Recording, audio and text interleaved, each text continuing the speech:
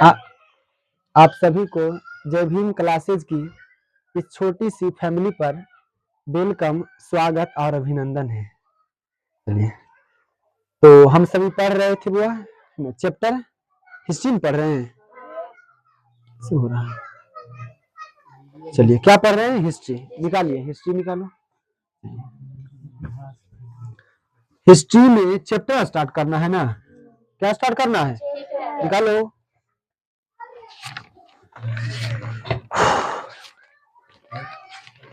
चलिए एक बार हिस्ट्री को सिलेबस को याद करते हुए वो हम स्टार्ट करते हैं ना। तो हिस्ट्री में एक बार सिलेबस पर कल लिखाए थे सिलेबस। चलिए, हिस्ट्री में पूरा लगभग अगर ऑब्जेक्टिव पूछेगा तो कितना नंबर लगभग रहेगा? 20 नंबर। कल बताए थे ऑब्जेक्टिव की संख्या कितना रहेगा? 20। ऑब्जेक्टिव की संख्या कितना रहेगा? 20। उसके बाद आ जाइए लघुत्तरीय प्रश्न। कौन सा प्रश्न? अगर लघुत्तरीय प्रश्न की बात किया जाए तो लघुत्तरीय टोटल क्वेश्चन कितना रहेगा? टोटल क्वेश्चन कितना रहेगा? कितना आ जाएगा? कितनी आ जा रहे? 6 क्वेश्चन में बउआ आपको कितना बनाना है? 3। 6 क्वेश्चन में कितना बनाना है? 3। सब कितना नंबर के बउआ? 3 गुना क्या हो जाएगा? अब अगला टाइप क्या है? दीर्घ उत्तरीय। दीर्घ उत्तरीय क्वेश्चन कितना रहेगा बुआ? दीर्घ उत्तरीय क्वेश्चन कितना रहेगा? दीर्घ उत्तरीय क्वेश्चन कितना रहेगा? 2। हिस्ट्री में सिर्फ बोल रहे हैं ना, तो हिस्ट्री में दीर्घ उत्तरीय कितना रहेगा? 2। लेकिन बनाना बुआ 1। कितना नंबर का रहेगा? 4। इसलिए 4 गुना 1 4। टोटल जोड़े तो बुआ 6 4 10। अब बुआ 10 20 30, यानी बुआ लगभग कितना नंबर? 10 नंबर। लगभग सॉरी 30 नंबर। लगभग कितना नंबर? 30 नंबर। लगभग कितना नंबर? 30 नंबर। लगभग कितना नंबर? 30 नंबर। कर देते हैं। एक बार चैप्टर का नाम भी याद कर लेते हैं। चलिए, हिस्ट्री के चैप्टर याद है ना? चलिए, वो फर्स्ट चैप्टर बताइए। हिस्ट्री का फर्स्ट चैप्टर क्या है? क्या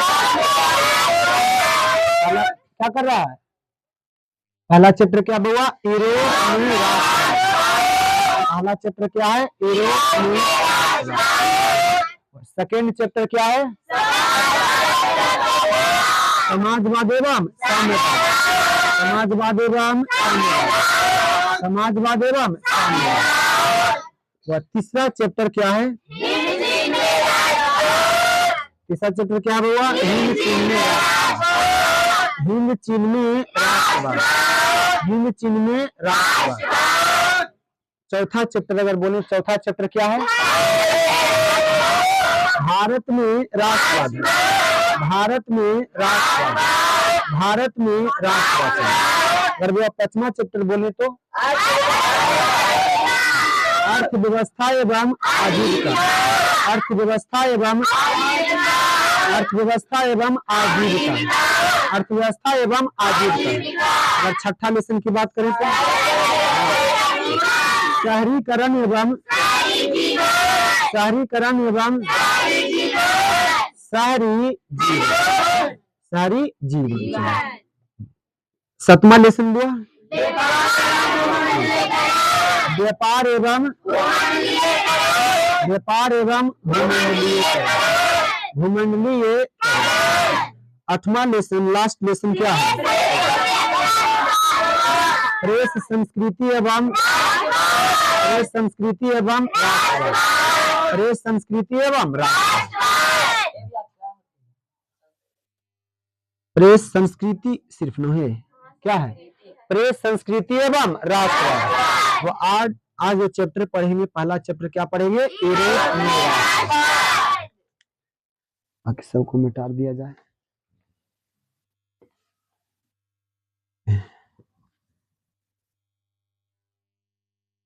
समझिए,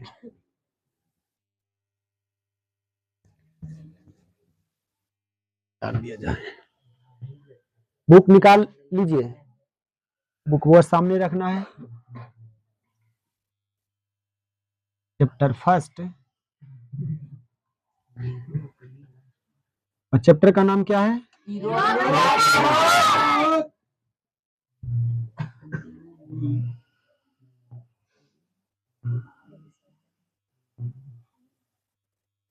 एकदम प्यार से समझिए, रेगुलर चलिएगा, यानी ऑब्जेक्टिव हुआ एक भी नहीं छूटेगा लगभग। और अगर कल कितना ऑब्जेक्टिव पढ़ा दिए थे पहला चैप्टर, कितना ऑब्जेक्टिव था?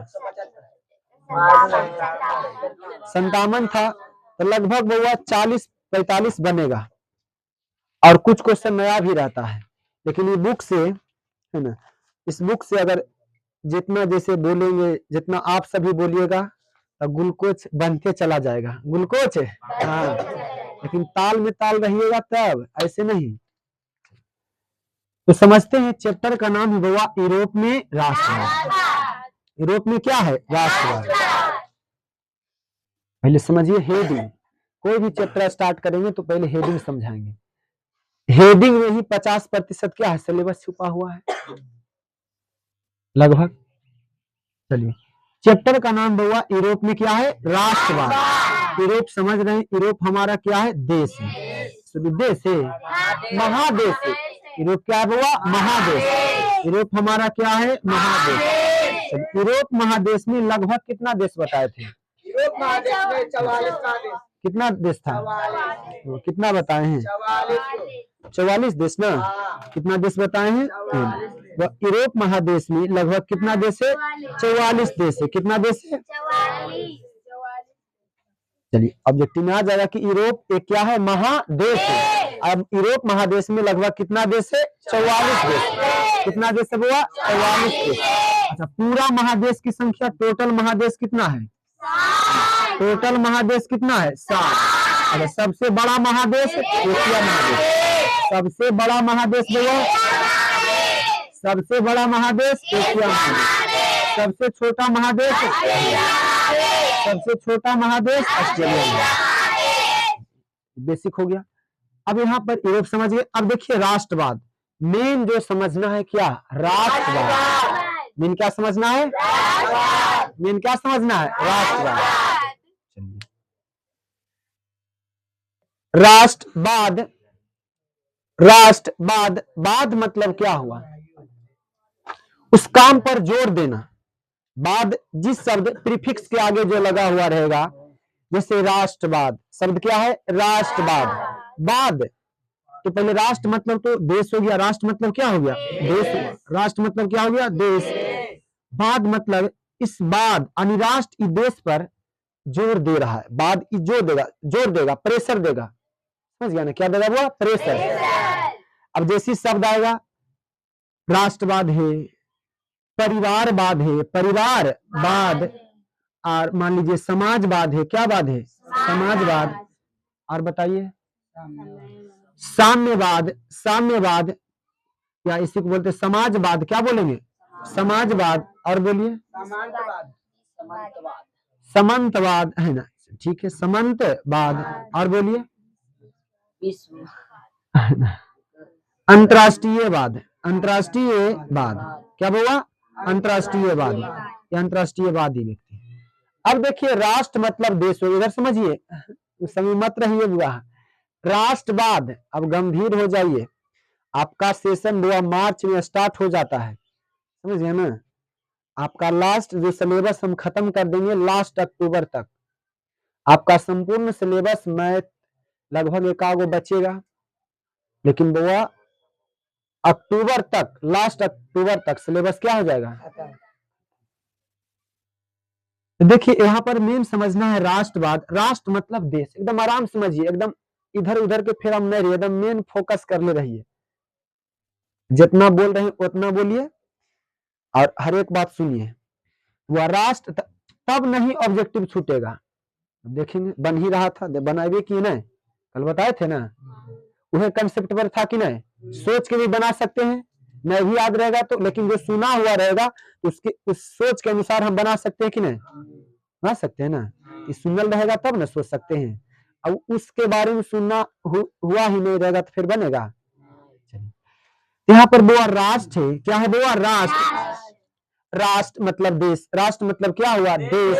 बात मतलब इस देश पर वो जोर दे रहा, प्रेशर दे रहा, फोकस कर रहा है। क्या कर रहा? फोकस कर रहा है। अब यहाँ सबसे पहले यहाँ पर बताया जा रहा है चैप्टर में, सबसे पहले जो राष्ट्रवाद हुआ, राष्ट्रवाद उत्पन्न हुआ, जन्म हुआ, ग्रोथ हुआ, डेवलप हुआ, विकसित हुआ, सबसे पहले यूरोप में हुआ। कहाँ हुआ? पहला ही क्वेश्चन पूछेगा कि राष्ट्रवाद का जन्म सबसे पहले कहाँ हुआ?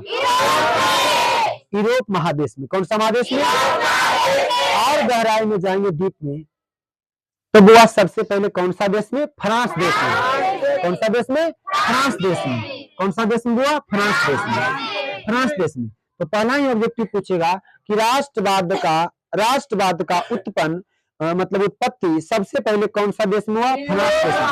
यूरोप महादेश में, लेकिन कौन सा देश में हुआ? फ्रांस देश में। ये क्या, ये क्यों हुआ राष्ट्रवाद? कारण क्या है? आखिर राष्ट्रवाद हुआ क्यों हुआ? कारण हो सकता है ना कि राष्ट्रवाद होने का इसके पीछे क्या कारण था? क्या कारण था?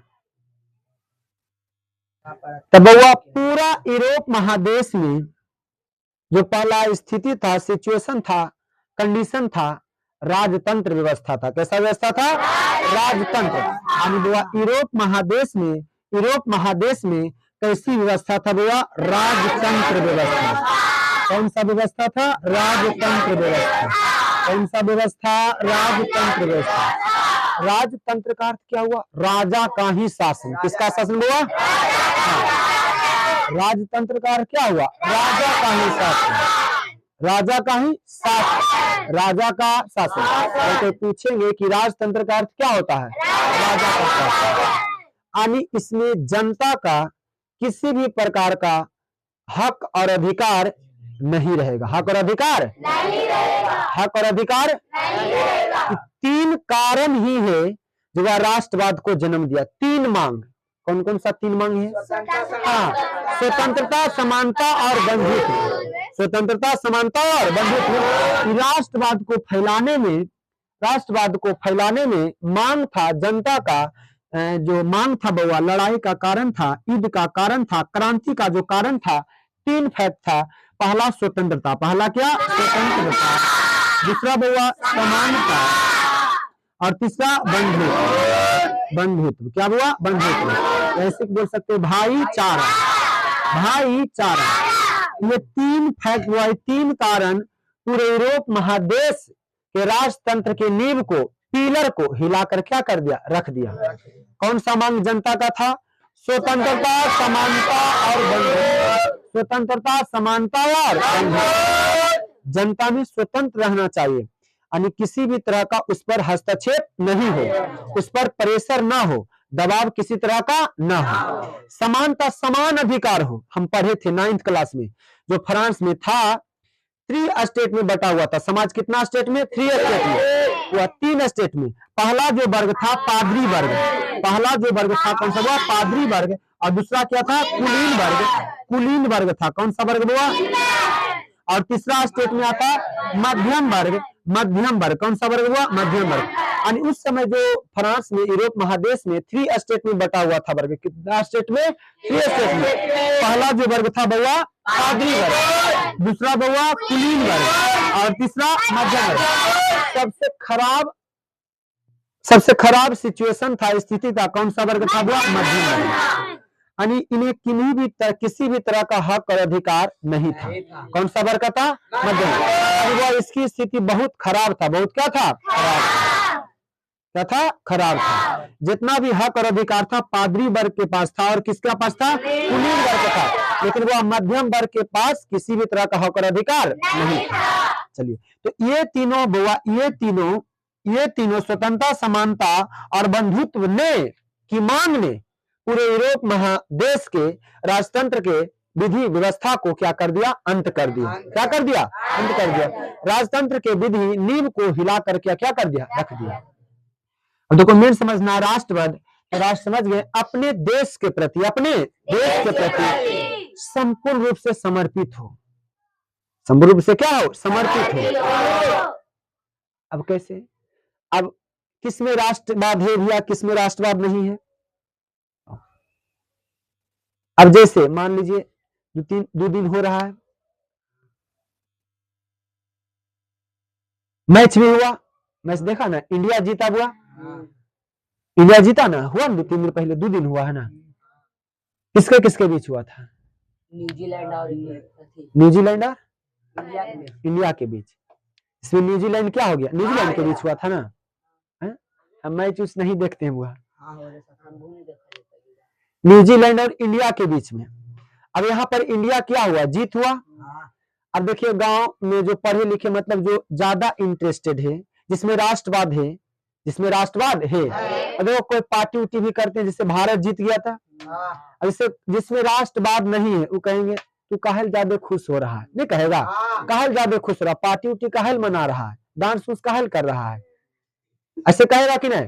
तुमको क्या मिला कि तो भारत जीता, तुमको क्या मिला, तो कह सकते हैं कि जो बोल रहा है व्यक्ति उसमें राष्ट्रवाद नहीं है, राष्ट्रवाद नहीं है, राष्ट्रवाद उस व्यक्ति में राष्ट्रवाद नहीं है। लेकिन वो जिसमें है तो चाहेगा क्या कि हमारा देश विकसित हो, हमारा देश क्या हो, हमारा देश आगे बढ़े, किसी भी क्षेत्र में, किसी भी खेल के जगत में कोई भी ऐसा सेक्टर है जिससे भारत पीछे न हो, इससे उस व्यक्ति में क्या हो रहा, खुशी मिल रहा है। अब जो ऐसे बोल रहा है कि ऐसे क्यों तुम खुश हो रहे हो, नहीं तुम्हें ऐसे क्या मिला, तो उसमें राष्ट्रवाद नहीं। अब ऐसे भी मान लीजिए अभी क्या हुआ, इजराइल और अभी क्या हो रहा है, इजराइल और इजराइल और ईरान के बीच, इजराइल और ईरान के बीच, अमेरिका इधर अमेरिका न है, अमेरिका के बीच क्या हो रहा है, युद्ध चल रहा है, क्या चल रहा है, युद्ध चल रहा है, युद्ध चल रहा है कि नहीं, युद्ध चल रहा है। तो बताइए हम सबको दिक्कत हो रहा है, मान लीजिए दिक्कत हो रहा है, दिक्कत हो रहा है, भारत के नागरिक टेंशन में है, हाँ है, कुछ लोग है, लेकिन कौन लोग बउआ चिंतित है, हाँ जो बउआ अंतर्राष्ट्रीय सोच रखते हैं, अंतर्राष्ट्रीयवाद है, मतलब भारत ही नहीं पूरा विश्व के वर्ल्ड के बारे में सोच रहा है कि बउआ किसी तरह का क्या नहीं हो, क्षति ना हो, कोई भी देश अपने आप में न लड़े, न लड़े ना, न लड़े। लेकिन जो व्यक्ति राष्ट्रवाद है, जो व्यक्ति राष्ट्रवाद है, अपने देश के खाली बारे में सोच रहा है कि हमारा देश में कुछ ना हो रहा था, कोई दिक्कत नहीं। लेकिन अभी मान लो भारत, मान लो कोई देश, मान लो चीन है, क्या है, चीन मान लो भारत पर, मान लो मुंबई पर बम गिरा देगा, कुछ भी गिरा देगा, तो बताओ हम सभी क्या हो, टेंशन में रहेंगे कि नहीं रहेंगे, तो काहे गिरा दिया, क्यों गिरा दिया, कह सकते हैं कि ये भाव अगर उत्पन्न हो रहा है आपके अंदर, तो आपने अंदर क्या है, राष्ट्रवाद है। अगर ये भाव उत्पन्न नहीं हो रहा है तो आप राष्ट्रवाद की गिनती में नहीं है, यानी वो आपके अंदर जो विचारधारा राष्ट्रवाद का नहीं है, आपके अंदर अगर ये उत्पन्न हो रहा है, काहे गिरा रहा है, क्यों गिरा रहा है, हम भी उस पर गिराएंगे, हम उस पर गिराएंगे, तो आपके अंदर क्या है, राष्ट्रवाद है। यानी इसका परिभाषा हो जाएगा राष्ट्रवाद, किसी भी देश के सीमा के अंदर, किसी भी देश के सीमा के अंदर या भौगोलिक एक भौगोलिक क्षेत्र के अंदर, भौगोलिक क्षेत्र के अंदर, क्षेत्र के अंदर वह पूर्ण रूप से समर्पित रहता है, मतलब कोई भी क्षेत्र हो उस क्षेत्र के अंदर, जैसे भारत ही है, मान लो कैसे भारत पर आएगा, मान लीजिए है ना, जैसे बना है ना, हमारा क्या है, भारत है ना, भारत है ना, किसी भी क्षेत्र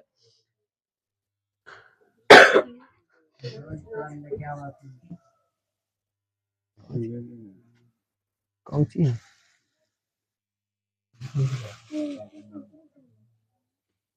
चलो हाँ क्या बोल रहे हैं बुआ, क्या बोले, हाँ हाँ भारत के मानचित्र, अरे भारत के किसी भी क्षेत्र पर, जैसे मध्य प्रदेश, किसी भी क्षेत्र पर अगर कोई बम गिरा देगा तो बताओ हम सब बर्दाश्त करेंगे, बर्दाश्त करेंगे, नहीं बर्दाश्त करेंगे, हम भी उस पर गिराएंगे। तो आपके मतलब इस सीमा के अंदर, इस सीमा के अंदर अगर किसी भी तरह का घटना घटित होता है तो वह पूरा देश चिंतित होगा, पूरा देश क्या होगा, चिंतित होगा। तो हम कह सकते हैं जिसके अंदर ये भावना उत्पन्न हो रहा है, ये भावना, ये विचारधारा उत्पन्न हो रहा है, तो हम कह सकते हैं उस व्यक्ति के अंदर क्या है, राष्ट्रवाद है, उस व्यक्ति के अंदर क्या है, उस व्यक्ति के अंदर क्या है, और जिसके अंदर ये विचारधारा उत्पन्न नहीं हो रहा है तो मतलब उसमें राष्ट्रवाद नहीं है। उसमें राष्ट्रवाद नहीं है। अब चलिए, लेकिन बउआ राष्ट्रवाद पर ही डिबेट हुआ है, इसको खारिज किए हैं एक व्यक्ति हैं। कौन व्यक्ति हैं?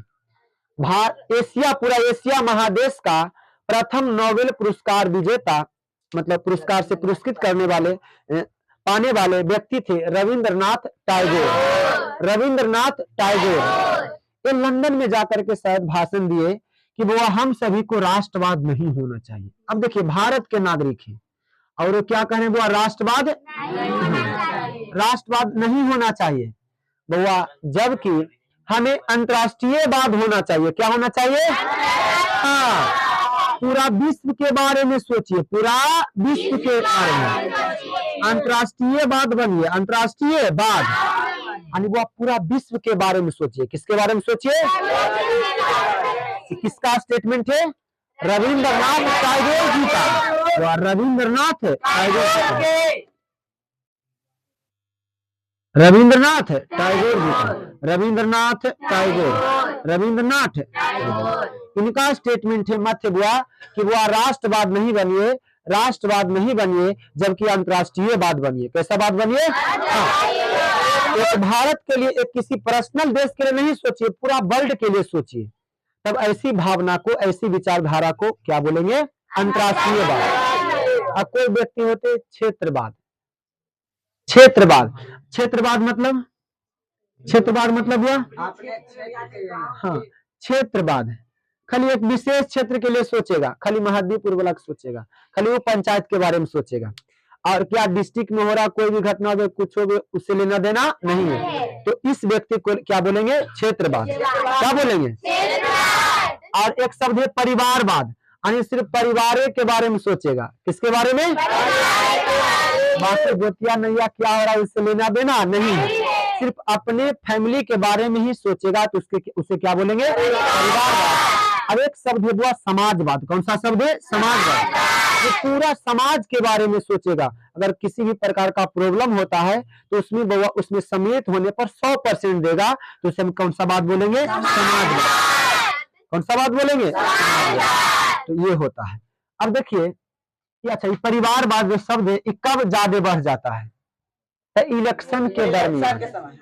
किसके दरमियान हुआ? हुआ है ना। परिवारवाद जो शब्द है, हाँ, इलेक्शन में, इलेक्शन में ये शब्द और बुआ है ना बढ़ जाता है। इसका मान कैसे? जैसे बुआ इसमें मान लो इलेक्शन के टाइम में जैसे विधायक का मिलता है, क्या मिलता है? टिकट मिलता है, एमएलए ला, विधायक ला। तो उसमें टिकट जो मिलता है बुआ अपने ही सगे संबंधी को दे देता है, अपने ही, भले उसमें नेता लीडर बनने की गुण ना हो, लेकिन तब पर भी उसी को क्या कर देता है? दे देता है। तो ये भावना को, ये विचार को हम क्या बोलेंगे? परिवारवाद। टिकट होता है ना, तो टिकट ही अपने ही सगे संबंधी को दे देगा, जबकि जिसमें गुण है, जिसमें बनने का लीडर है, उसमें क्षमता है, उसको नहीं मिलेगा, उसको नहीं मिलेगा, जबकि अपने ही परिवार को दे देगा, तो उसे हम क्या बोलेंगे? परिवारवाद। हमें अपने ही परिवार के बारे में सोचना, उसे क्या बोलेंगे? परिवारवाद। समझा? राष्ट्रवाद खाली समझा, राष्ट्रवाद समझा कि किसी विशेष भौगोलिक क्षेत्र में, भौगोलिक क्षेत्र में, भौगोलिक क्षेत्र में बंधुत्व का विचारधारा, मतलब किसी भी प्रकार का अगर दिक्कत होगा तो वो व्यक्ति के अंदर वो संपूर्ण उसमें 100% देगा। क्या देगा? अगर किसी प्रकार का घटना होता है तो वो उस लोग है जो एक सीमा, एक क्षेत्र के अंदर, जैसे भारत बता रहे हैं, इस क्षेत्र के अंदर किसी भी राज्य में, 2800 राज्य में किसी भी राज्य में अगर कोई भी घटना, कोई दूसरा देश अटैक कर देता है, तब हुआ इस सीमा हमारा हुआ है, क्या हुआ? एक भौगोलिक क्षेत्र हुआ ना, ये पूरा हमारा क्या हुआ? भौगोलिक क्षेत्र। अगर ये भौगोलिक क्षेत्र में किसी भी प्रकार का अगर कोई भी देश, अन्य देश अगर अटैक करता है, तो हमें अगर टेंशन में आएंगे, टेंशन में आएंगे कि नहीं आएंगे? तो इस सीमा के अंदर न हुआ, अगर टेंशन में आ रहे हैं तो वो अगर ये विचारधारा उत्पन्न हो रहा है कि अगर हम पर अटैक किया है उस पर भी अटैक करेंगे, तो हम ये विचारधारा को हम क्या बोलेंगे? राष्ट्रवाद। क्योंकि हमारा देश भारत है ना, एक राष्ट्र न है, सिर्फ राष्ट्रवाद, राष्ट्र के बारे में सोच रहे हैं। किसके बारे में? लेकिन राष्ट्रवाद शब्द पर भी क्या किए हैं? आपत्तिजनक व्यक्त किए हैं। कौन? रविंद्रनाथ टैगोर। रविंद्रनाथ टैगोर का स्टेटमेंट है कि वो राष्ट्रवाद नहीं बनिए, अंतरराष्ट्रीयवाद बनिए, विश्ववाद बनिए, वर्ल्डवाद, पूरा पृथ्वी के बारे में सोचिए, पूरा विश्व के बारे में सोचिए। ये किनका स्टेटमेंट है? तो ये कंसेप्ट हुआ। यानी राष्ट्रवाद कह सकते हैं एक प्रकार का क्या है? राष्ट्रवाद क्या है? एक प्रकार का देश के प्रति प्रेम, विचारधारा है, एक प्रकार का सोच है, वही तो हम कहें। तर्क न है, तर्क और विचार भी। प्रेम है, लगाव है। चलिए, तो किसके प्रति? किसके प्रति? भारत के प्रति या किसी देश के प्रति? किसी देश के प्रति। चलो,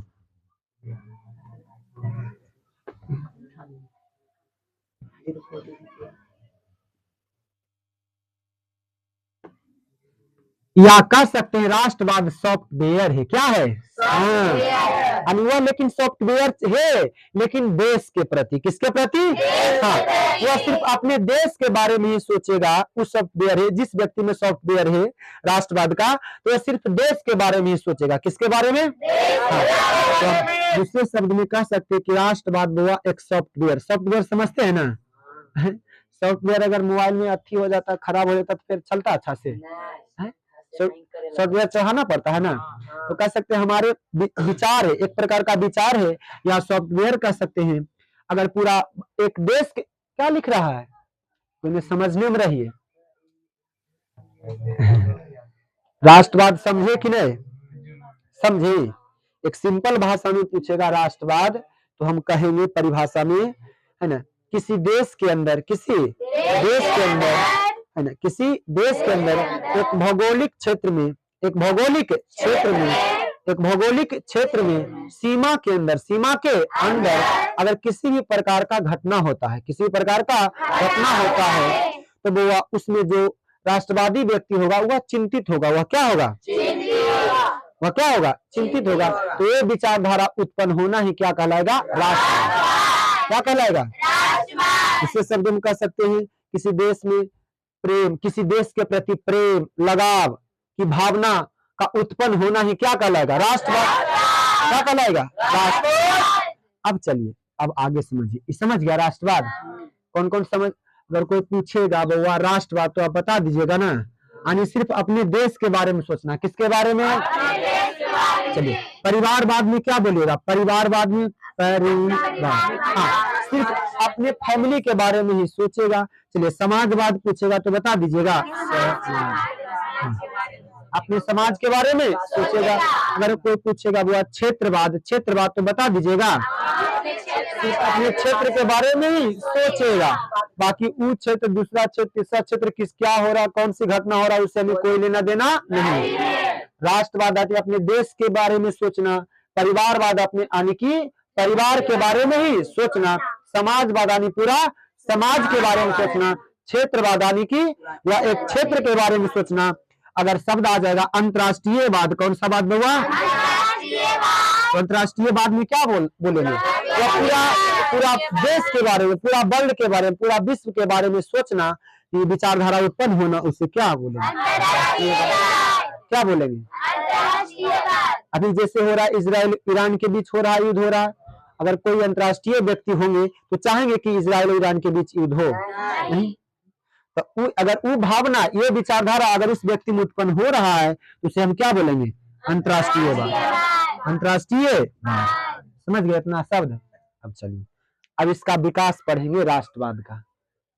अभी यही सिर्फ सॉफ्टवेयर चढ़ा रहे थे, छड़ गया ना, छड़ गया ना, राष्ट्रवाद चढ़ा हुआ है, समझ गया ना। यानी अपने देश के बारे में ही सोचना, अपने परिवार के बारे में ही सोचना, एक समाज के बारे में सोचना, अपने क्षेत्र के बारे में सोचना, और पूरा विश्व के बारे में, पूरा वर्ल्ड के बारे में, पूरा देश के बारे में सोचना, उसे हम क्या बोलेंगे? अंतरराष्ट्रीय। अंतरराष्ट्रीय।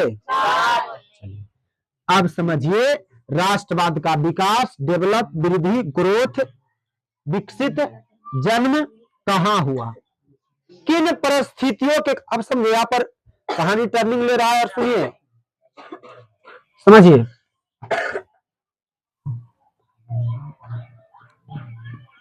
चलिए राष्ट्रवाद,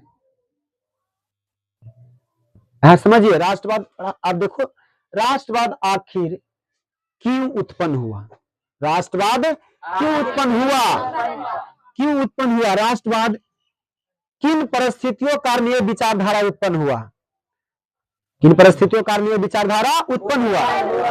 इसका कारण था पूरा यूरोप महादेश में, पूरा बउआ यूरोप महादेश में, पूरा यूरोप महादेश में, पूरा यूरोप महादेश में, पूरा यूरोप क्या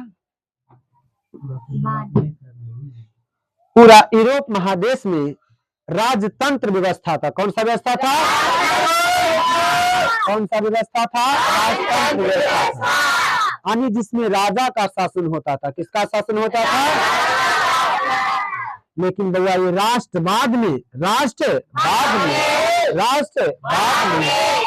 राष्ट्रवाद विकसित होने के बाद सभी लोगों में क्या आया भैया, स्वतंत्रता, समानता और बंधुत्व, स्वतंत्रता, समानता और स्वतंत्रता, समानता और बंधुत्व। अच्छा, यानी कि या भाईचारा, ये तीनों मांग ने यूरोप महादेश की राजतंत्र की विधि और व्यवस्था को, कानून को हिला करके क्या कर दिया, रख दिया। कौन सा मांग हुआ? स्वतंत्रता, समानता और स्वतंत्रता, समानता और स्वतंत्रता, समानता और। अब चलिए सबसे पहले देखो समझिए, अब राष्ट्रवाद को फैलाने में हुआ कहां, यूरोप महादेश में। राष्ट्रवाद सबसे पहले कहां जन्म हुआ?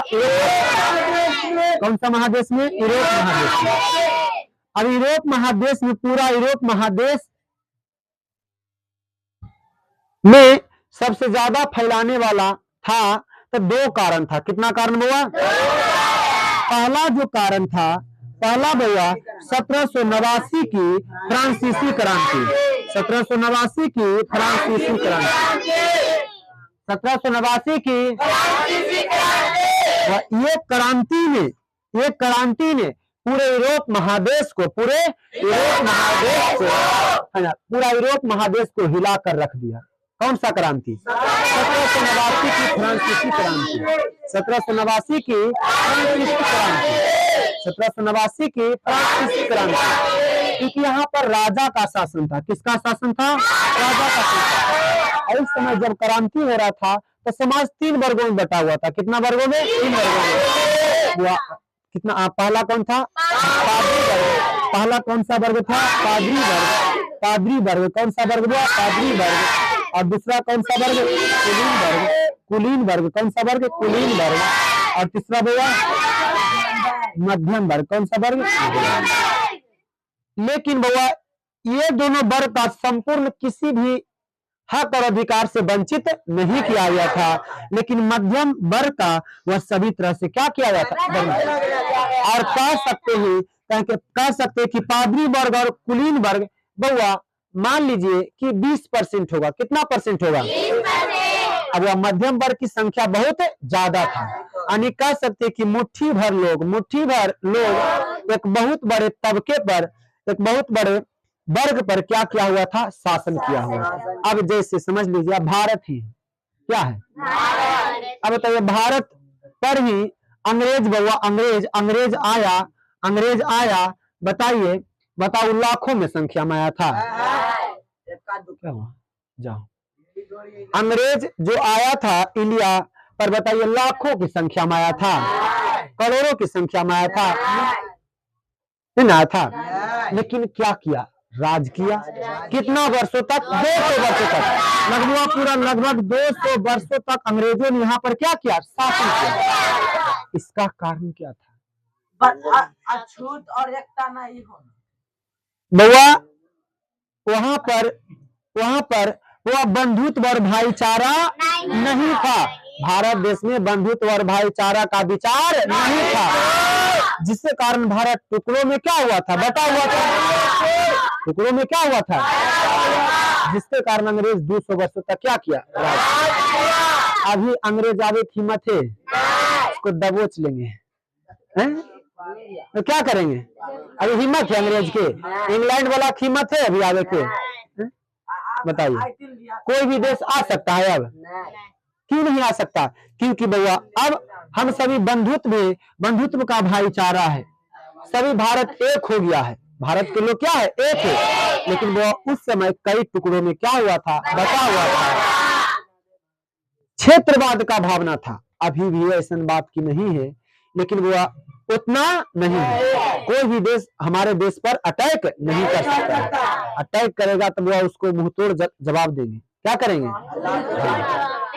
तो सही गलत है? तो एकता नहीं होने कारण बउआ अंग्रेजों ने 200 वर्षों तक क्या किया? राज किया। तो पूरा यूरोप, अब देखो हम जन्म सोच रहे हैं राष्ट्रवाद का, तो वह राष्ट्रवाद को पनपने में सबसे बड़ा कारण था 1789 की फ्रांसीसी क्रांति। 1789 की फ्रांसीसी क्रांति। और दूसरा जो कारण है, इसमें हुआ क्या? इसमें राजा का शासन था। किसका शासन था? हुआ इसमें। लेकिन यहाँ पर समाज लोग मांग क्या कर रहा था?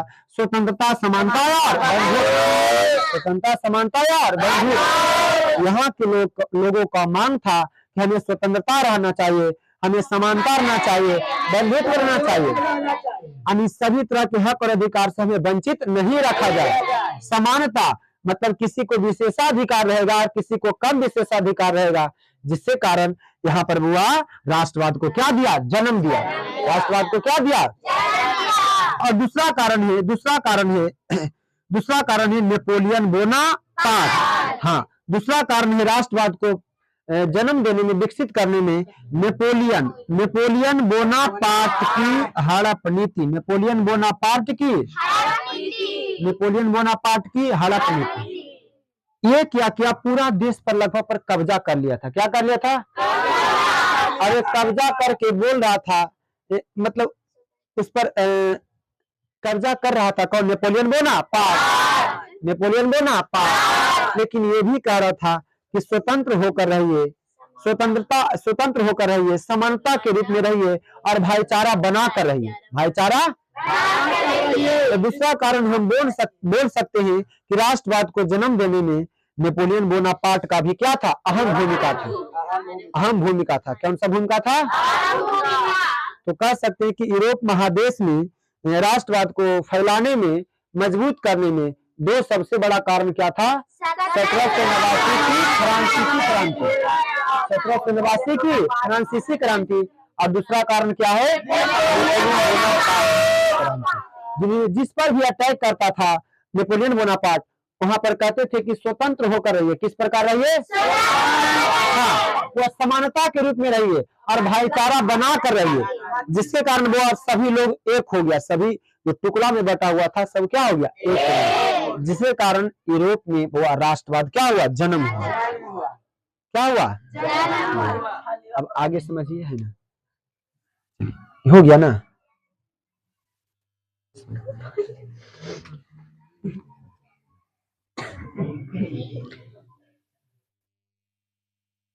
तो परीक्षा में अभी पूछेगा कि राष्ट्रवाद सबसे पहले जन्म कौन सा महादेश में हुआ? अब पूरा यूरोप महादेश में राष्ट्रवाद को फैलाने में दो प्रमुख कारण क्या था? पहला, पहला कारण हो जाएगा 1789 की फ्रांसीसी क्रांति। और दूसरा कारण क्या हो जाएगा? नेपोलियन बोनापार्ट की हड़प नीति। अब चलिए बुक निकालिए, बुआ पढ़ते हैं। और जो भी शब्द में दिक्कत होगा हम एक एक वर्ड पढ़ेंगे, और जो भी शब्द में लगे कि ये शब्द हमें दिक्कत हो रहा, निकालिए बुक निकालिए। और बुक देखना, अच्छा से बैठिए, बुक देखना है और एक एक लाइन पढ़ के समझाएंगे। और जो शब्द लगे कि ये शब्द भैया हमको दिक्कत हो रहा है तो बताइए, हम बताएंगे। सबके पास बुक है? बुक नहीं लाया है तो कर ली।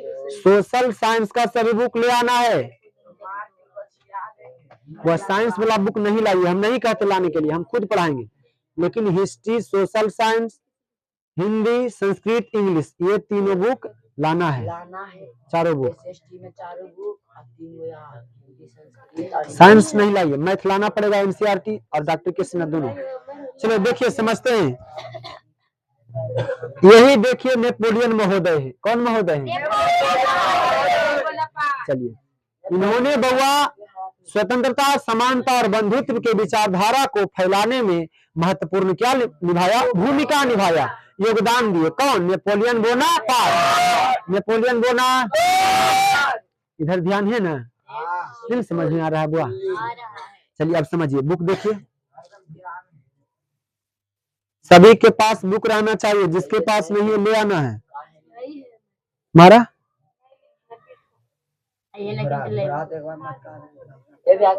आपका? चलो देखो बुआ, चलिए देखो समझिए, पढ़ते हैं बुआ। देखिए, राष्ट्रवाद आधुनिक विश्व की राजनीतिक जागृति का प्रतिफल है। यह एक ऐसी भावना है, यह कैसी क्या है? भावना है। राष्ट्रवाद एक प्रकार की भावना है। राष्ट्रवाद एक प्रकार की क्या है? भावना है। राष्ट्रवाद एक प्रकार की क्या है? भावना है। एक प्रकार का सोच, एक प्रकार का क्या है? सोच है। एक प्रकार का विचारधारा है। विचारधारा है। विचार क्या है? विचारधारा। विचार क्या है? धारा। चलिए, तो राष्ट्रवाद एक प्रकार का क्या है? भावना। राष्ट्र एक प्रकार का क्या है? सोच। एक प्रकार का क्या है? विचारधारा। आगे समझिए, जो किसी विशेष भौगोलिक, भौगोलिक मतलब क्षेत्र, एक विशेष है। हमारा देश जैसे भारत है, मान लीजिए है ना, कैसे बना लीजिए है ना। चलिए, ये हमारा क्या है? भारत देश है। ये क्या है? भारत देश है। अच्छा से बनाए जी, हमको नहीं बनाने आता।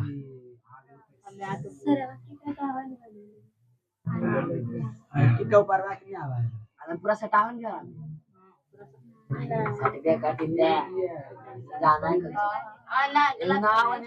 रहने दीजिए, बस अमीबा बन गया है, कोई दिक्कत नहीं। अमीबा, अमीबा का आकार क्या होता है? निश्चित।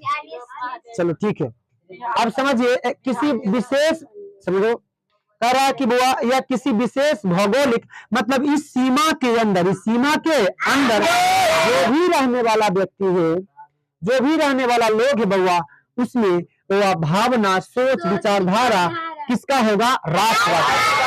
कोई भी देश हो, कोई भी देश हो, भौगोलिक रूप से, सांस्कृतिक रूप से, सामाजिक परिवेश में रहने वाले लोगों में एकता का वाहक बनता है। किसका वाहक बनता है? एकता मतलब हुआ सभी लोग एक रूप में रहते हैं। किस रूप में रहते हैं? एक रूप में। एक विचार रहता है। वह विचार कौन है? राष्ट्रवाद। और अगर आप चेंज, राष्ट्रवाद की भावना का बीजारोपण यूरोप में पुनर्जागरण के काल से ही शुरू हो चुका था। चलिए, परीक्षा में 1 नंबर यहाँ पर दाग सकता है। क्या कर सकता है? हाँ, दाग सकता है। क्या दाग सकता है? कि वह राष्ट्रवाद, राष्ट्रवाद का बीजारोपण, बीजारोपण कौन सा काल से हुआ? तो बीजारोपण, बीजारोपण, राष्ट्रवाद का बीजारोपण किस काल से हुआ? पुनर्जागरण काल से। पुनर्जागरण काल से, पुनर्जागरण काल से। चलिए, पुनर्जागरण काल से हो चुका था, परंतु 1789 ईस्वी की फ्रांसीसी क्रांति से यह उन्नत रूप से प्रकट हुआ। लेकिन स्टार्ट हो चुका था राष्ट्रवाद पुनर्जागरण काल से ही, पुनर्जागरण काल से ही, पुनर्जागरण काल से ही। लेकिन बउआ 1789 ईस्वी की फ्रांसीसी क्रांति, 1789 ईस्वी की फ्रांसीसी क्रांति, 1789 ईस्वी की फ्रांसीसी क्रांति ने, फ्रांसीसी क्रांति ने वह इसे उन्नत रूप से प्रकट किया। उन्नत रूप से क्या किया? उन्नत रूप से क्या किया? प्रकट किया। उन्नत रूप से क्या किया? प्रकट किया। आगे सुनिए, 19वीं शताब्दी में यह उन्नत रूप में, आक्रामक रूप में सामने आया। यानी 19वीं शताब्दी आते आते, बताइए, यानी 19वीं शताब्दी बोल रहे हैं, 19वीं शताब्दी बोल रहे हैं, तो बताइए मतलब कहां से कहां तक बउआ? पूरा, हाँ, वह पूरा 1800 से लेकर के 1899 के काल को कौन सा शताब्दी बोलेंगे? 19वीं शताब्दी। 1800 से लेकर के 1819 काल को क्या बोलेंगे? 19वीं शताब्दी। अभी कौन शताब्दी चल रहा है? 21वीं शताब्दी चल रहा है। कौन सी शताब्दी हुआ? 21वीं शताब्दी। अच्छा, कहाँ से कहाँ तक चलेगा? 2000 से लेकर के 2099 तक। 2099 तक कि कौन शताब्दी बोलेंगे? कौन शताब्दी बोलेंगे? 21वीं शताब्दी। कौन शताब्दी? समझ में आ रहा है? मतलब वह राष्ट्रवाद जो यूरोप में हो रहा था पूरा 19वीं शताब्दी में आते आते आक्रामक रूप ले लिया। क्या ले लिया? लेकिन क्रांति हो रहा था 1789 में। कब हो रहा है? बताइए, अगर 1789 है तो कौन शताब्दी? 18वीं शताब्दी। लेकिन यहाँ पर राष्ट्रवाद उन्नत रूप से प्रकट नहीं हो रहा था। मतलब वह एक व्यापक पैमाने पर, एक बड़े सेक्टर पर, एक बड़े क्षेत्र पर राष्ट्रवाद नहीं उत्पन्न हो रहा था। लेकिन वह 19वीं शताब्दी आते आते पूरे यूरोप महादेश के विधि व्यवस्था को, राजतंत्र के विधि व्यवस्था को, और इसमें कहा गया कि जो शासन करने वाला लोग होगा वह रानी के पेट से जन्म नहीं लेगा। रानी के पेट से जन्म नहीं लेगा, वो लेगा वो जनता के वोट से होगा। जनता के वोट से होगा, जनता के मत से होगा, जनता के मत से होगा। रानी अर्थात किसी रानी का बेटा अब राजा नहीं बनेगा, अब जनता के मर्जी से बनेगा। किसके मर्जी से बनेगा? जनता के मर्जी से बनेगा। जनता के मर्जी से। जनता जिसको चाहेगा, जनता जिसको चाहेगा उसको कुर्सी पर बैठाएगा। इससे अभी क्या हो रहा है? अभी हो रहा है जैसे अभी ईरान और चलिए, देखने बिहार में कुछ है ना? अभी नीतीश बाबू जी कुर्सी छोड़ रहे हैं। कुर्सी नहीं भैया, इस्तीफा छोड़ रहे हैं। कुर्सी मतलब मुख्यमंत्री के पद से छोड़ रहे हैं ना, या राज्यसभा में जा रहे हैं, केंद्र सरकार के जा रहे हैं मंत्री बनने के लिए। लेकिन वो है ना, नीतीश बाबू जी बहुत अच्छे व्यक्ति थे ना, बहुत अच्छा काम किए। देखो 3 आदमी पूरा बिहार समाजवादी विचारधारा के थे, पूरा बिहार को अच्छा किए। जितना भी था है ना, इतना 20-30 साल के अंदर जितना भी था, 3 आदमी हमारे लिए अच्छे थे। पहला रामविलास पासवान जी, बहुत अच्छा। उसके बाद दूसरा लालू प्रसाद जी, और तीसरा नीतीश लालू यादव जी। हाँ, ये तीनों व्यक्ति एक समाजवादी विचारधारा के थे, जो समाज को मतलब समाजवादी विचारधारा के तो पूरा मतलब योगदान दिए है ना आगे बढ़ाने में। ये बहुत अच्छे थे है ना। 3 व्यक्ति को हम नाम लेना चाहते हैं। पहला रामविलास पासवान जी है ना। अब ऐसा अभी तक आने वाला कोई नहीं, अब बिहार बिगड़ जाएगा। अब कौन आएगा अभी पता चल रहा है, अभी देखिए कौन आते हैं ना। वो तो हमरा वोट देकर दिखा दे तो तोरा बैठा दे। ऐसे थोड़े है। रामविलास पासवान जी के पापा जी। हाँ, चलिए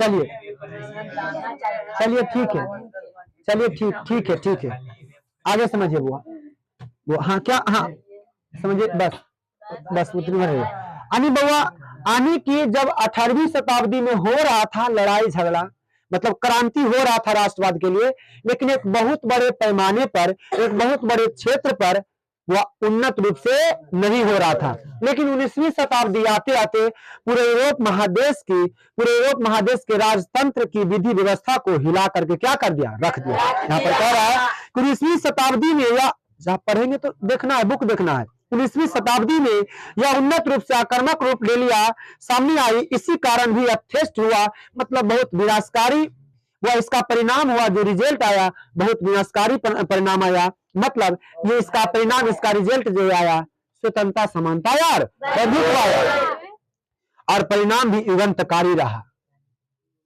कौन सी क्रांति? 1789 की फ्रांसीसी क्रांति नहीं, तो 18वीं शताब्दी में आ जाएगा।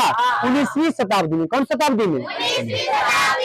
आगे सुनिए, पैराग्राफ चेंज, आगे समझिए बुआ। यूरोप में राष्ट्रीयता की भावना के विकास में फ्रांस की राजक्रांति, फ्रांस की राजक्रांति देखो पढ़ा दिए पहले ही। तब पश्चात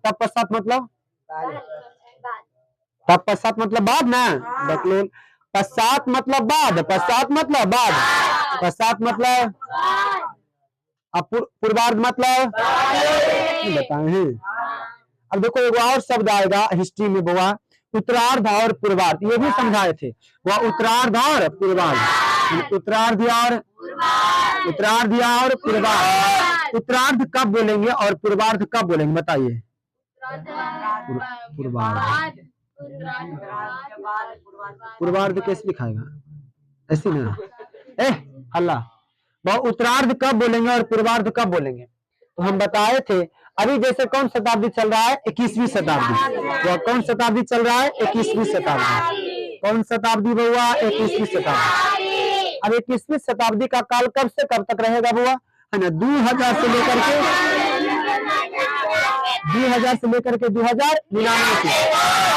अब इसमें 50 को अलग अलग दो भागों में बांट दिया है। अब 2050 तक के डेट को, समय को बोलेंगे 21वीं शताब्दी के पूर्वार्ध। क्या बोलेंगे, पूर्वार्ध। 21वीं शताब्दी के क्या बोलेंगे, पूर्वार्ध। 21वीं शताब्दी के क्या बोलेंगे, यानी 2050 के बाद आ जाएगा। 2050 के बाद जो आएगा तो अगर आगे आ जाएगा तो बोलेंगे 21वीं शताब्दी के पूर्वार्ध। पूर्वार्ध ना बोलेंगे, 50 के पहले क्या बोलेंगे, पूर्वार्ध। 50 के पहले क्या बोलेंगे। अब जैसे 2050 से लेकर के 2050 से लेकर के वह 2099 तक, 2099 तक इसको बोलेंगे 21वीं शताब्दी के उत्तरार्ध। 21वीं शताब्दी के पहले भी 9th में बताए थे। पूर्वार्ध मतलब 50 से पहले, 1 से 50 तक, 1 से अब यहाँ 51 से 99 तक, तो उत्तरार्ध बोलेंगे। क्या बोलेंगे, तो हुआ क्या 19वीं शताब्दी आते आते पूरे यूरोप महादेश की राजतंत्र विधि व्यवस्था को, जो राजतंत्र का व्यवस्था था, नींव को हिला करके रख दिया। कौन शताब्दी में हुआ, 19वीं शताब्दी में। कौन शताब्दी में, 19वीं शताब्दी। फिर से पैराग्राफ चेंज से पढ़ रहे हैं बुआ। यूरोप में राष्ट्रता की भावना के विकास में फ्रांस की राज क्रांति, उसके बाद नेपोलियन के आक्रमणों ने महत्वपूर्ण योगदान दिया। यानी कि यूरोप में राष्ट्रवाद को फैलाने में 2 महत्वपूर्ण कारण था। कितना कारण था, पहला था वो फ्रांस की राज क्रांति। पहला कारण क्या था, फ्रांस की राज क्रांति, और दूसरा कारण क्या था, नेपोलियन बोनापार्ट की हड़प। नेपोलियन बोनापार्ट की हड़प। इतना लेट से कैसे आया,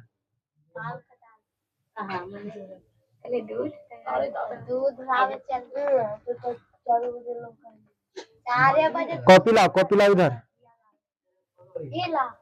दो। रिवीजन नहीं, और कौन लाया है, हाँ रिवीजन ला दो। इसको दो तो भिन्न के जोड़ घटाओ गुना भागा 2 कॉपी। चलिए बुआ, समझ गए यहाँ पर ना। पूरे यूरोप महादेश में एक नया आवाम लाने में 2 महत्वपूर्ण कारण था। पहला 1789 की फ्रांसीसी क्रांति, और दूसरा नेपोलियन बोनापार्ट की हड़प नीति। नेपोलियन बोनापार्ट की हड़प नीति, ये दोनों कारण है जो पूरे यूरोप महादेश को, राजतंत्र के विधि और व्यवस्था को क्या कर दिया, हिला करके क्या कर दिया, रख दिया। आगे देखो, फ्रांसीसी क्रांति ने राजनीति को अभिजात वर्गीय परिवेश से बाहर कर उसे अखबारों, सड़क और सर्वसाधारण की वस्तु बना दिया। यूरोप के कई राज्यों में नेपोलियन के अभियानों ने द्वारा नव युग का संदेश पहुंचा। अब चलिए, नेपोलियन बोनापार्ट क्या कर रहा था, नेपोलियन बोनापार्ट क्या कर रहा था, क्या कर रहा था कि वो सभी देश पर क्या कर रहा था, आक्रमण कर रहा था। सभी देश पर क्या कर रहा था, आक्रमण कर रहा था, आक्रमण कर रहा था, उस पर कब्जा कर रहा था। लेकिन इसके पश्चात भी कर रहा था, स्वतंत्र होकर रहिए। क्या होकर रहिए, स्वतंत्र होकर रहिए, समानता के रूप में रहिए, और बंधुत्व की भाईचारा को बनाकर रहिए। तो एक तरफ से बउआ क्या कर रहा, कब्जा भी कर रहा है, और एक तरफ से संदेश भी दे रहा है कि स्वतंत्र होकर रहिए, सभी मिलजुल कर रहिए, भाईचारा बनाकर रहिए। तब वह लोग एक ही हो रहे थे, क्या हो रहे थे। तो वह ये दोनों कारण है जो यूरोप महादेश में क्या किया, राष्ट्रवाद को जन्म दिया। राष्ट्रवाद को क्या दिया, आगे देखिए। नेपोलियन ने जर्मनी और इटली के राज्यों को भौगोलिक नाम की परिधि से बाहर कर उसे वास्तविक एवं राजनीतिक रूपरेखा प्रदान किया, जिससे इटली और जर्मनी के एकीकरण का मार्ग प्रशस्त हुआ। दूसरी तरफ नेपोलियन की नीतियों के कारण फ्रांसीसी प्रभुत्व और आधिपत्य के विरुद्ध यूरोप में देशभक्तिपूर्ण विक्षोभ हुआ। देशभक्तिपूर्ण अपने देश के प्रति विक्षोभ मतलब विचारधारा जन्म हुआ अपने देश के प्रति। किसके प्रति?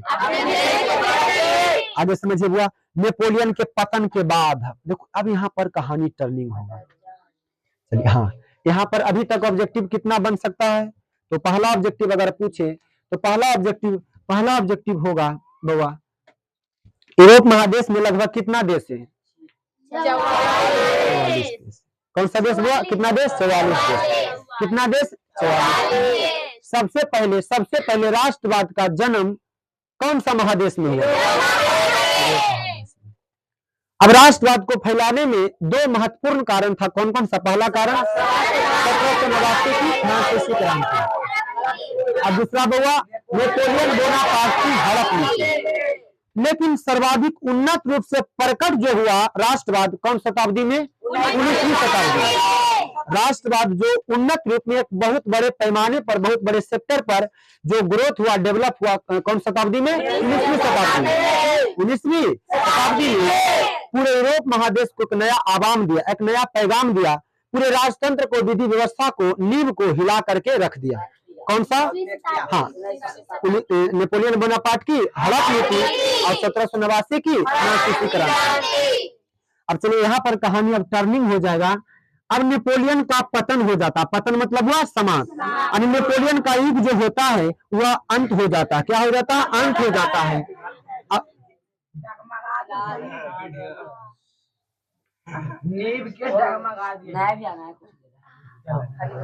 और आगे हो वो अब नेपोलियन बोनापार्ट अब पतन हो जाता मतलब इसके मृत्यु के पश्चात अब वह कहानी टर्निंग में लेता। होता क्या है सुनो, नेपोलियन बोनापार्ट, चलिए वह बनाओ तुम।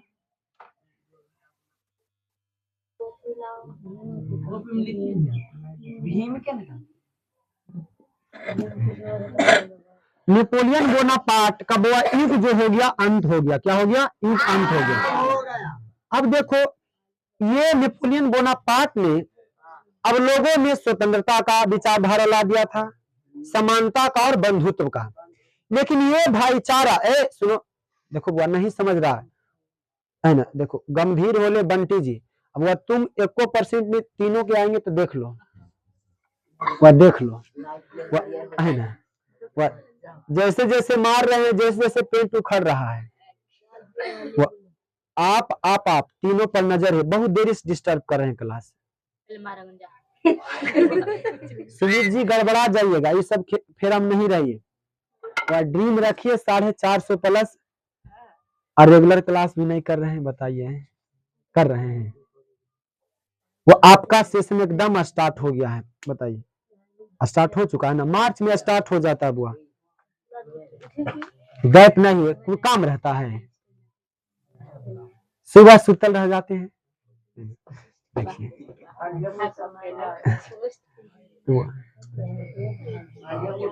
देखो उधर से उठिए तो सभी लोग को उठाते आ जाइए कि चलिए पढ़ेला। अलार्म लगाइए 4:30 बजे के, आधा घंटा में फ्रेश होकर के बताओ। उसके बाद आइए एकदम आराम से 5 बजे।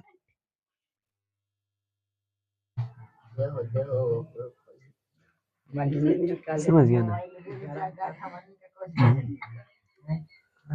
अब आपके चलते सिर्फ हम आज चैप्टर स्टार्ट करने वाले थे, कल आइए चाहे मत। फिर से हम पढ़ा दिए हैं आधा, लेकिन फिर से हम सोच रहे हैं मैथ में तीसरा चैप्टर जो है 2-4 बार एक समय फिर से पढ़ाएं। हम आगे भी पढ़ा सकते हैं कि कोई भी टीचर का लक्ष्य होता है कि कैसे करके हमारा जल्दी जल्दी क्या हो जाए, सिलेबस खत्म हो जाए। हमको सिलेबस से नहीं है मतलब। यहाँ पर गार्जियन शहर जाएंगे लाठी लेकर नहीं वह, लेकिन शहर में कोई जाएंगे नहीं जाएंगे। हमको मतलब होता है रिजल्ट से, पढ़ा रहे नहीं पढ़ा रहे नहीं, यहाँ पर रिजल्ट से हमको मतलब है अंतिम रूप से। तो सब मैं भी पढ़ रहा तब पर भी हमको टेंशन, मैं आ रहा तब पर भी टेंशन रहता। लेकिन बिहार शरीफ में यही जाओ, कौन आ रहा है नहीं आ रहा है, सही समय पर फीस जमा कर रहा है कि नहीं, ये ध्यान में खाली रहता है कि मंथली वाला जमा हुआ है कि नहीं। लेकिन बुआ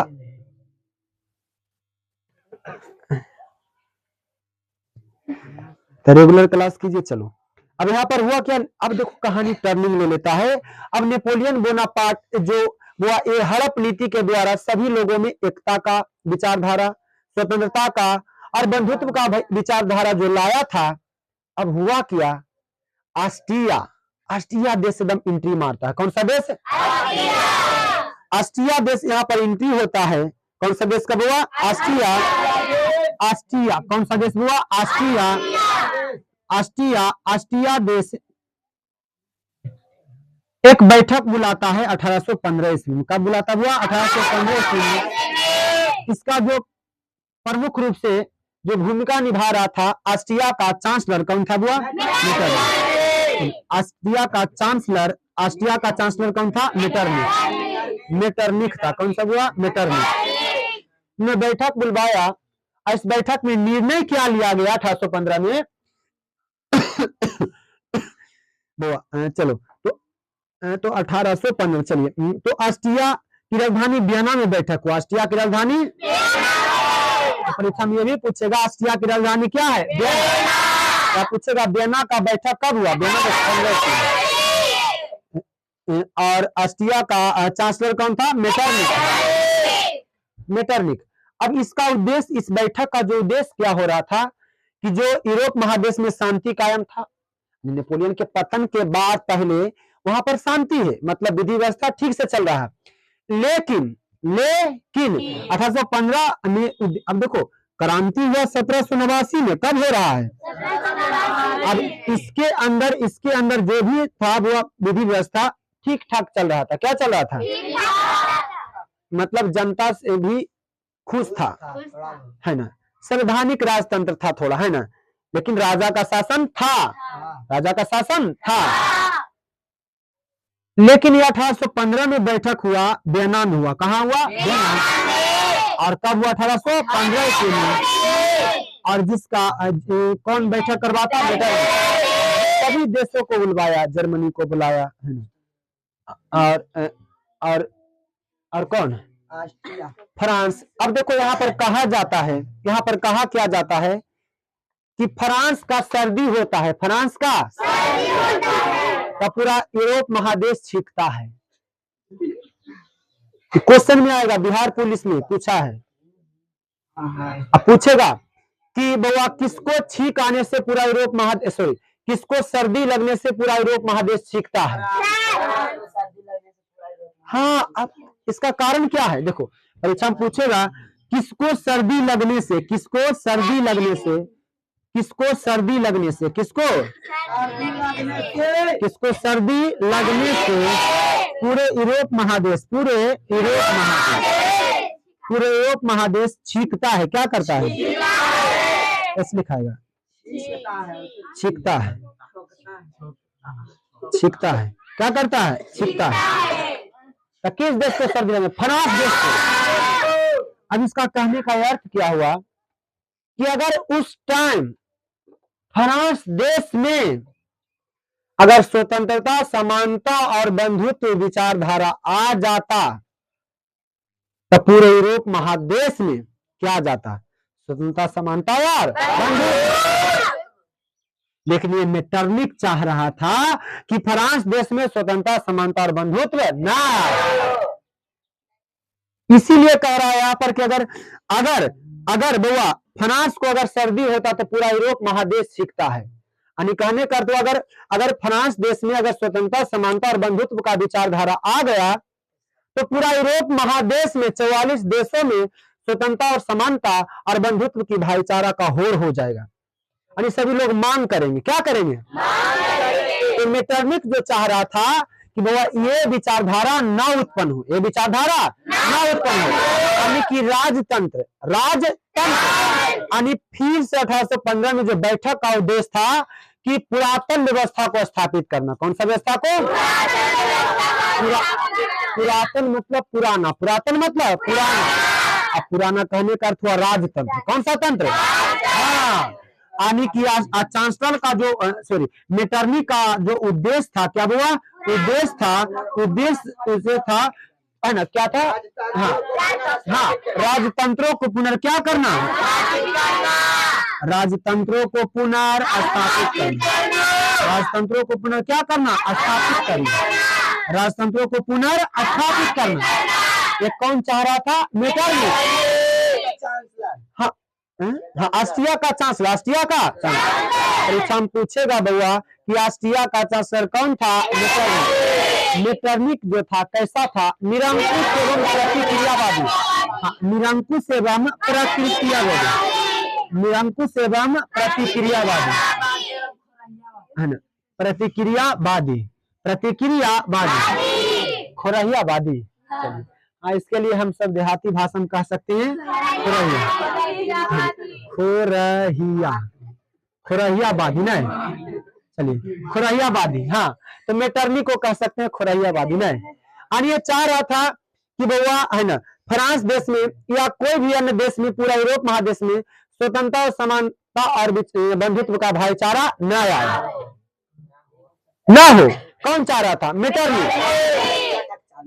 हाँ, तो 1815 में बैठक का यही उद्देश्य था कि फिर से पुरातन व्यवस्था आए। फिर से कौन सा व्यवस्था है? पुरातन व्यवस्था है, मतलब राजतंत्र आए। कौन सा तंत्र आए? कौन सा तंत्र आए? राजतंत्र। तो क्वेश्चन बन जाएगा ना, किसको सर्दी लगने से पूरा यूरोप महादेश छींकता है? अगर फ्रांस में राजतंत्र रहेगा तो पूरा देश में क्या रहेगा? राजतंत्र। अगर फ्रांसे देश में स्वतंत्रता, समानता और बंधुत्व का विचारधारा रहेगा तब वह पूरा देश में क्या मांग होगा? स्वतंत्रता, समानता और बंधुत्व का विचारधारा। समझ रहे हैं ना? क्वेश्चन पूछेगा, बिहार पुलिस में पूछता है, बिहार दरोगा में पूछता है ना, कि किसको सर्दी लगने से पूरा यूरोप महादेश छींकता है। अब देखिए यहाँ पर क्वेश्चन समझ गए ना कि 1815 में बैठक का जो मुख्य उद्देश्य था, 1815 में जो बैठक का मुख्य उद्देश्य था राजतंत्र, हाँ, पुरातन राजतंत्रों को पुनः क्या करना? स्थापित करना, राजतंत्रों को पुनर्स्थापित करना। अब देखिए यहाँ पर पढ़ रहे हैं भैया, देखिए, तो देखिए जिनका, कहां से पढ़े? हाँ, जिनका उद्देश्य यूरोप में पुनः उसी व्यवस्था को स्थापित करना था जिसे नेपोलियन के युद्धों और विजयों ने अस्त व्यस्त कर दिया था। नेपोलियन के बारे में पढ़े कि नेपोलियन ने आक्रमण तो किया लेकिन कह रहा था स्वतंत्र होकर रहिए, समानता के रूप में रहिए और बंधुत्व की विचारधारा को बनाकर रहिए। तो कौन कर रहा था?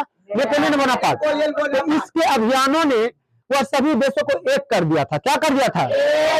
लेकिन मेटरनिक एंट्री मारता है। मेटरनिक 1815 में बैठक बुलवाता है सभी देशों को और कहता है कि बउआ फिर से पुरातन व्यवस्था स्थापित करे। कौन सा व्यवस्था? पुरातन व्यवस्था, मतलब राजतंत्र। कौन सा तंत्र? राजतंत्र, राजा का शासन। यहाँ से ऑब्जेक्टिव कौन कौन बन सकता है? पहला ऑब्जेक्टिव पूछ सकता है कि ऑस्ट्रिया की राजधानी वियना, ऑस्ट्रिया की राजधानी, ऑस्ट्रिया की राजधानी। दूसरा क्वेश्चन, ऑस्ट्रिया की राजधानी वियना में बैठक किस वर्ष हुआ? ऑस्ट्रिया की राजधानी वियना में बैठक कब हुआ? तीसरा नंबर क्वेश्चन हुआ, ऑस्ट्रिया का चांसलर कौन था?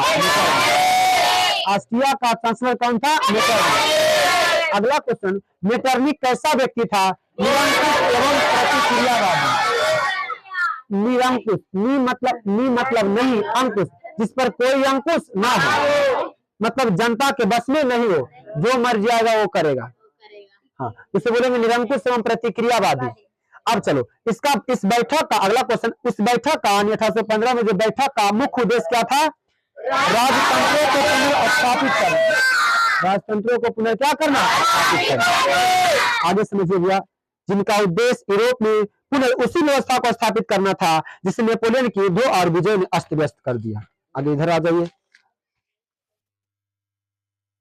इधर था, परंतु इसमें भाग लेने वाले राजनीतिक इस बात को देख सकने में असमर्थ रहे कि जनतंत्र और राष्ट्रवाद की नई शक्तियां राजनीति को निर्धारित करने वाले नए तत्वों के रूप में उभर रही थी। Paragraph change. अब देखिए यहाँ पर समझ गए ना अपना। चलो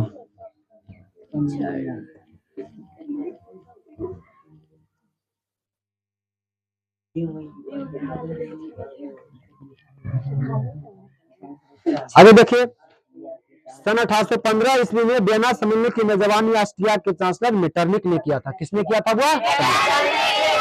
तो ऑस्ट्रिया की राजधानी बउआ पहला, ऑस्ट्रिया की राजधानी, ऑस्ट्रिया की राजधानी, ऑस्ट्रिया की राजधानी वियना में बैठक कब हुआ बउआ? वियना में बैठक कब हुआ बउआ? 1815 ईस्वी में। ऑस्ट्रिया का चांसलर कौन था बउआ? ऑस्ट्रिया का चांसलर कौन था बुआ? मेटरनिक। मेटरनिक कौन था बुआ? मेटरनिक। अच्छा, मेटरनिक कैसा व्यक्ति था बुआ? हाँ, निरंकुश एवं प्रतिक्रियावादी। निरंकुश एवं प्रतिक्रियावादी। निरंकुश एवं प्रतिक्रियावादी। निरंकुश एवं प्रतिक्रियावादी। निरंकुश एवं प्रतिक्रियावादी। इनका जो मुख्य उद्देश्य क्या था मेटरनिक का? मेटरनिक का है, मेटरनिक का मुख्य उद्देश्य क्या था भैया? राजतंत्रों को पुनर्स्थापित करना। राजतंत्रों को पुनर्स्थापित करना। राजतंत्रों को पुनर्स्थापित करना। राजतंत्रों को क्या करना? पुनर्स्थापित करना। किसका उद्देश्य था बुआ? मेटरनिक का। मेटरनिक चाह रहा था कोई भी देश एक ना हो, एक ना हो। अब आगे सुनिए, अब देखिए पैराग्राफ चेंज फिर से बुआ। 1815 में वियना सम्मेलन की मेजबानी ऑस्ट्रिया के चांसलर मेटरनिक ने किया। कौन किया बुआ? मेटरनिक। वह जो घोर प्रतिक्रियावादी था। इस सम्मेलन में ब्रिटेन भाग लिया। जो बैठक हो रहा था, कब हो रहा था बेटा? 1815 में हुआ। इसमें ब्रिटेन देश भाग लिया। कौन देश लिया हुआ? ब्रिटेन लिया, रूस लिया, प्रसा लिया। हुआ रूस लिया, प्रसा लिया, रूस लिया, प्रसा। अब वो बोल सकते हैं ब्रिटेन कौन सा महादेश में? रूस कौन सा महादेश में? प्रसा कौन सा महादेश में? जर्मनी कौन सा महादेश में? इटली कौन सा महादेश में? ऑस्ट्रिया कौन सा महादेश में? ये अब व्यक्ति में पूछ सकता है, बताइए ब्रिटेन कौन सा महादेश? रूस कौन सा महादेश? फ्रांस कौन सा महादेश? जर्मनी कौन सा महादेश? इटली कौन सा महादेश? ऑस्ट्रिया कौन सा महादेश? ये क्वेश्चन पूछ लिया ना कि इटली तथा जर्मनी वर्तमान में कौन सा महादेश है? तो कौन सा महादेश में? आगे सुनिए बुआ, पैराग्राफ चेंज। 1815 ईस्वी के वियना सम्मेलन की मेजबानी ऑस्ट्रिया के चांसलर मेटरनिक ने किया था, जो घोर प्रतिक्रियावादी था। इस सम्मेलन में ब्रिटेन भाग लिया, रूस भाग लिया, प्रसा और ऑस्ट्रिया जैसे यूरोपीय शक्तियों ने मिलकर ऐसी व्यवस्था स्थापित करना था जिसका मुख्य उद्देश्य शांति संतुलन को स्थापित करना था, जिसे नेपोलियन के युद्धों ने समाप्त कर दिया था। अब देखो, ये नहीं चाह रहा था कि शांति स्थापित हो। शांति स्थापित कौन नहीं चाह रहा था बुआ? मेटरनिक। हाँ हाँ, वह था गणतंत्र एवं प्रजातंत्र, जो फ्रांस की क्रांति की देन था। फ्रांस की क्रांति कब हुआ था? 1789 में। इस क्रांति ने बुआ सभी को एक कर दिया था। नेपोलियन के अभियानों ने एक कर दिया था। लेकिन 1815 में जो बैठक हुआ, जो जिसका मुख्य उद्देश्य था कि फिर से पुरातन व्यवस्था है। कौन सा व्यवस्था है? यानी कि राजा का शासन है। किसका शासन है? आगे देखिए। हाँ, अच्छा से बैठो पहले। ऑस्ट्रिया में तो मेटरनिक भी तो रहा। हाँ, तो क्या हुआ? भाग का कौन भाग लिया? ऑस्ट्रिया सम्मेलन में भाग काहे लेल के है? रूस और ऑस्ट्रिया, ये सभी मिलकर ही चाह रहा था कि बउआ क्या चाह रहा था कि और अन्य देश जो है शांति, कहाँ बोल रहा है? शांति ना हो, शांति। देखो यहाँ पर कंसेप्ट छोटा, और आगे देखे पता चलेगा कि वह ये चाह रहा था ये सभी देश बैठक में कि बउआ शांति स्थापित ना हो, फिर से पुरातन व्यवस्था है। कौन सा व्यवस्था है? किस वही राजतंत्र व्यवस्था है। कौन सा व्यवस्था है? हाँ, आगे देखो पढ़ेगा आगे तक, अभी आधा अधूरा पढ़ रहा है तो पता चलेगा। देखो कह रहा है कि गणतंत्र एवं प्रजातंत्र जो फ्रांस की क्रांति के दिन था, 1789 क्रांति के दिन था, उसका विरोध करना, उसका क्या करना। देखो कह रहा है 1789 में शांति स्थापित हो चुका था, लेकिन 1815 ईस्वी में क्या किया गया कि बउआ इसका विरोध किया गया। क्या किया गया? आगे सुनिए। हाँ, उसका विरोध करना और पुरातन व्यवस्था को पुनर्स्थापित करना मेटरनिक व्यवस्था का उद्देश्य था। अतः वियना सम्मेलन के माध्यम से क्या कर रहा तुम? कर लिया रिवीजन? HW बनाता नहीं बनेगा तो फिर कल समझ जाना। चलो आगे सुनिए हुआ क्या है। अतः वियना सम्मेलन के माध्यम से यूरोप में नेपोलियन युग का अंत और मेटरनिक युग की शुरुआत हुई। इटली पर अपना प्रभाव स्थापित रखने के लिए मेटरनिक ने उसे कई राज्यों में क्या कर दिया। हाँ, अब देखिए फिर से वही व्यवस्था लाया कि वो इटली को वो जो एक होल था इसे कई राज्यों में क्या कर दिया, बांट दिया। अच्छा बताइए, अब देखो एक घर में ही सब भाई अलग अलग होल रहेगा तो बताओ फैमिली कमजोर की मजबूत है? कोई भी डना के भाग जाएगा। अरे भाई में बताइए 4 गो भाई है, चारों अलग अलग होल है तो बताओ कोई भी मार सकता है उसको। और जब एक रहेगा तो बताओ जमकर रेडी रहेगा, तैयार रहेगा सामना करने के लिए। अब देखो इसे इटली में कई एक भागों में बांट दिया तो कमजोर पड़ जाएगा ना। क्या पड़ जाएगा? तो बउआ मेटरनिक ने इसे कई भागों में बांट दिया और सभी राज्यों को ई ले लो तुम, ई हिस्सा पीछे वाला तुम ले लो, ई ले लो, तो कई राज्यों में बांट दिया। और बुआ ब्रिटेन को दे दिया, फ्रांस को दे दिया, ऑस्ट्रिया किस पर, तो बुआ उस पर प्रभाव रख दिया गया। देखो यहाँ पर कह रहा है कि इटली पर अपना प्रभाव स्थापित रखने के लिए मेटरनिक ने उसे कई राज्यों में विभाजित कर दिया। सिसिली और नेपल्स के प्रदेशों बुर्बो वंश के सम्राट फर्डिनेंड को दे दिया गया। रोम और उसके आसपास के राज्य पोप को सौंप दिया। किसको सौंप दिया? वो लोम्बार्डी एवं वेस्निया पर ऑस्ट्रिया का प्रभुत्व कायम हुआ। परमा, मोडेना और टस्कनी के प्रांत हैबसबर्ग राजवंश को दे दिया। कौन सा वर्ग को? और पढ़ेंगे आगे देखो। तथा जेनेवा और सार्डिनिया पिडमाउंट के राज्य में सम्मिलित कर दिए गए। जर्मनी में 39 रियासतों का संघ कायम रहा। मतलब कि जर्मनी को 39 छोटे बड़े राज्यों में बांट दिया। कितना राज्यों में? 39 को भी कई टुकड़ों में बांट दिया गया है। 39 टुकड़ों में, कितना टुकड़ा में? हाँ, आगे देखिए हुआ जिस पर अप्रत्यक्ष रूप से ऑस्ट्रिया का ही अधिकार था। किसका अधिकार था? मुखौटा किसी और का था, लेकिन मेन जो शासन चला रहा था कौन? ऑस्ट्रिया। कौन? ऑस्ट्रिया। हाँ, चलिए आगे देखिए। हाँ चलिए आगे देखिए। मेटरनिक ने फ्रांस में भी पुरातन व्यवस्था को पुनर्स्थापित की। इस तरह वियना सम्मेलन प्रतिक्रियावादी साबित हुआ। कैसा वादी साबित हुआ? बताओ कह सकते हैं कि नहीं? 1815 ईस्वी जो बैठक हुआ बताओ अच्छा साबित हुआ? खराब साबित हुआ। लोगों के लिए खराब साबित हुआ। प्रतिक्रियावादी शक्तियों की विजय थी, लेकिन यह जो व्यवस्था हुआ अस्थायी साबित नहीं हुआ। मतलब ज्यादा दिनों तक नहीं टिका, ज्यादा दिनों तक नहीं चला और जल्द ही पूरे यूरोप में राष्ट्रता की भावना का प्रसार हुआ, जिससे यूरोप के लगभग सभी देशों में क्या हुआ? प्रभावित किया। सभी देशों को, पूरे यूरोप महादेश के राजतंत्र की व्यवस्था को क्या कर दिया हुआ? समाप्त करने के लिए क्या हुआ? एक नया पैगाम दिया। मतलब ज्यादा दिनों तक ये राजतंत्र व्यवस्था नहीं टिका। 1815 ईस्वी हुआ, ज्यादा दिनों तक ये नहीं चला। जिसका उद्देश्य था कि राजतंत्र लाएंगे, ये ज्यादा दिनों तक नहीं टिका। आगे सुनिए। फ्रांस, पैराग्राफ चेंज है। फ्रांस में वियना व्यवस्था के तहत क्रांति के पूर्व की व्यवस्था को स्थापित करने के लिए बुर्बो राजवंश को पुनर्स्थापित किया गया तथा लुई 18वां फ्रांस का राजा बना। अब देखिए, चलिए फ्रांस का राजा कौन बना हुआ? लुई 18वां। लुई कौन बना हुआ? 18वां। अब फ्रांस में एक नया राजा आता है। वह राजा कौन आता हुआ? लुई 18वां। परीक्षा में पूछेगा लुई 18वां, परीक्षा में पूछेगा हुआ लुई 18वां कहाँ का राजा है? लुई 18वां कहाँ का राजा है? लुई 18वां कहाँ का राजा हुआ? फ्रांस का। यानी फ्रांस का राजा कौन बना? लुई 18। अब होता क्या है, हाँ क्या रह दीजिए, उसने फ्रांस की बदली परिस्थितियों को समझा, थोड़ा ठीक ठाक था, समझा और फ्रांसीसी जनता पर पुरातन पंथी जो व्यवस्था था उसे थोपने का प्रयास नहीं किया।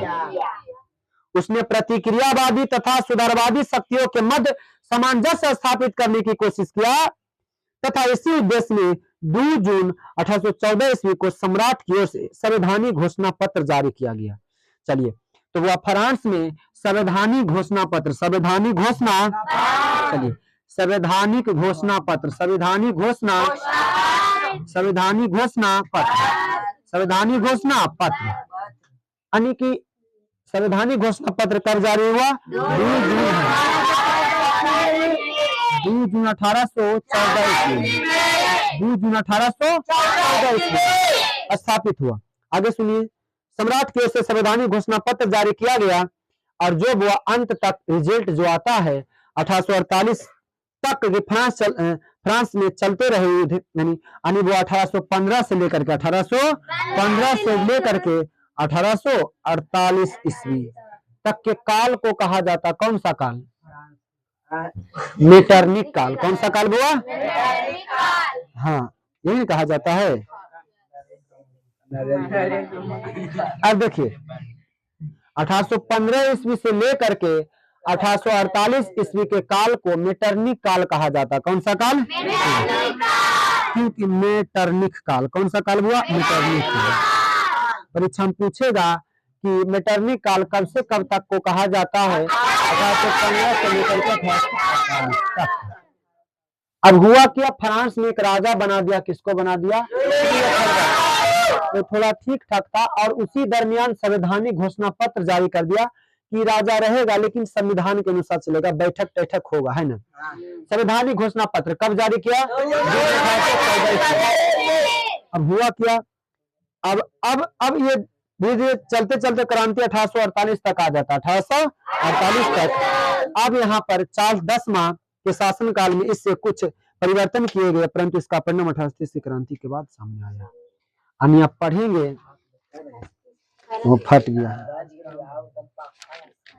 अब देखिए अभी जो पढ़ेंगे 1830 की क्रांति पढ़ेंगे, 1830 की क्रांति पढ़ेंगे, इसमें चार्ल्स 10वां का प्रभाव पढ़ेंगे।